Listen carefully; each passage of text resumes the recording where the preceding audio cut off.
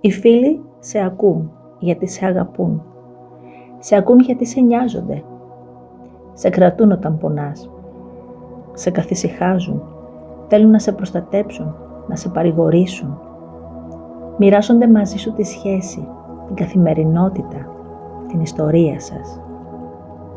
Είναι πολύτιμοι, αλλά είναι μέσα στη ζωή σου.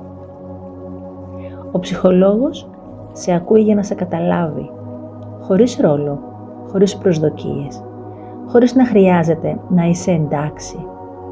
Δημιουργεί ένα χώρο όπου μπορείς να υπάρξεις όπως είσαι, με όσα σε πονάνε, με αυτά που σε μπερδεύουν ή σε φοβίζουν, όχι για να σε αλλάξει, αλλά για να μπορέσεις εσύ να συναντήσεις τον εαυτό σου με περισσότερη κατανόηση, με ασφάλεια, με φροντίδα και αποδοχή.